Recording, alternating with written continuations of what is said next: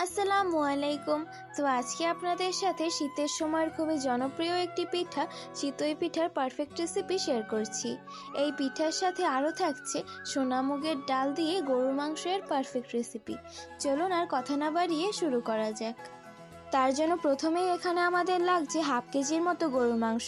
গরুর মাংসগুলোকে ছোট করে কেটে নিয়েছি আর মাংসগুলোকে 2 থেকে 3 বার পানি বদলে ভালো করে ধুয়ে নিয়েছি।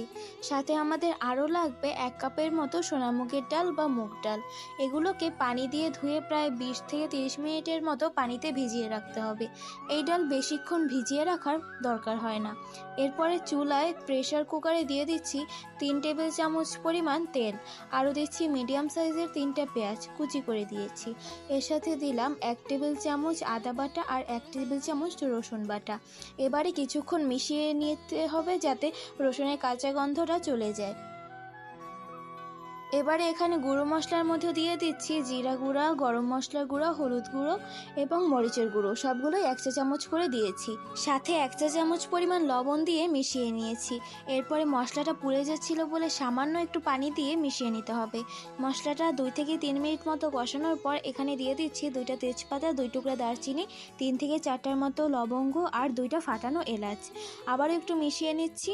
মিশানো হয়ে গেলে এখানে গরুর মাংসগুলো দিয়ে আবারও 5 থেকে 7 মিনিট মতো কষিয়ে নিতে হবে যাতে মশলাটা ভালো করে গরুর মাংসের ভিতরে ঢুকে যায়।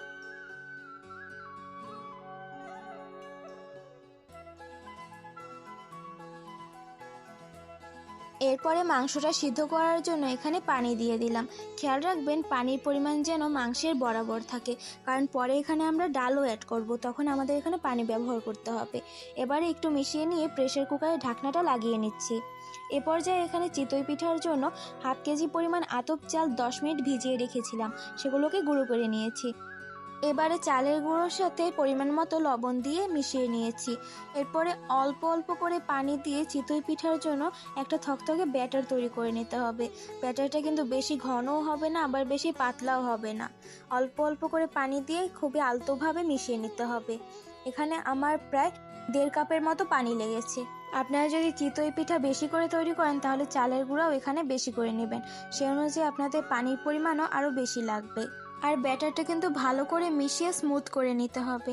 দেখতেই পাচ্ছেন আমার ব্যাটারটা কিন্তু তৈরি হয়ে গিয়েছে। এখানে প্রেসার কুকারে ঢাকনাটা খুলে মাংসটা চেক করে নিচ্ছি। আর হ্যাঁ, ঢাকনা খোলার আগে কিন্তু এর ভিতরের দমটা ছেড়ে নিতে হবে, না হলে প্রেসার কুকারে ঢাকনাটা খুলবে না। এ পর্যায়ে এখানে ভিজিয়ে রাখা মুগ ডালটা দিয়ে দিতে হবে। তার সাথে আরও দিয়ে দিলাম 5টা কাঁচামরিচ মাঝখান থেকে চিড়ে দিয়েছি। এবারেও একটু মিশিয়ে নিয়ে আবারও প্রায় 1 কাপের মতো পানি দিয়ে দিচ্ছি যাতে ডালটা সিদ্ধ হয়ে যায়। আর এই ডালটা কিন্তু একটু পাতলাই হয় খাওয়ার জন্য, তো পানিটা একটু বেশি করেই দিয়ে দিতে হবে। এবারে আরও একটু মিশিয়ে নিয়ে প্রেসার কুকারে ঢাকনাটা লাগিয়ে দিচ্ছি। এরকম আরও কিছুক্ষণ সময় নিয়ে রান্না করে নিতে হবে। যখন মাংসটা ডালটা সিদ্ধ হয়ে যাবে তখন এই রেসিপিটা আমাদের একদম তৈরি হয়ে গিয়েছে। এবারে এখানে একটা লোহার তাওয়া নিয়েছি পিঠাটা তৈরি করার জন্য। আপনাদের কাছে যদি পিঠা তৈরির সাজ থেকে থাকে তবে সেটাই করতে পারেন, সেটাই তৈরি করলে পিঠাটা আরও বেশি মজার হয়। এবারে একটা গোল চামচ বা মেজারমেন্ট কাপে করে এখানে পরিমাণ মতো ব্যাটার দিয়ে দিচ্ছি। ঢাকনা লাগিয়ে দিচ্ছি যাতে পিঠাটা তাড়াতাড়ি সিদ্ধ হয়ে যায়। দেখতেই পাচ্ছেন পিঠাটা কিন্তু খুব সুন্দর ফুলেছে এবং তৈরি হয়ে গিয়েছে। চিতই পিঠা কিন্তু চ্যাপ্টাভাবেও তৈরি করা যায়, তার জন্য এখানে আবারও পরিমাণ মতো ব্যাটার দিয়ে দিচ্ছি আর চামচের নিচ দিক দিয়ে ঘুরিয়ে ঘুরিয়ে দিচ্ছি, তাহলেই কিন্তু তৈরি হয়ে যায়। এটাও ঢাকা দিয়ে দিচ্ছি তৈরি হয়ে যাওয়ার জন্য। আমাদের কিন্তু 2 ধরনের পিঠাই একদম তৈরি হয়ে গিয়েছে। এবারে সোনামুগের ডাল দিয়ে গরুর মাংসের সাথে চিতই পিঠাগুলো সার্ভ করে নিচ্ছি। আপনাদের কাছে রেসিপিটা ভালো লাগলে অবশ্যই লাইক করে চ্যানেলটা সাবস্ক্রাইব করে রাখবেন।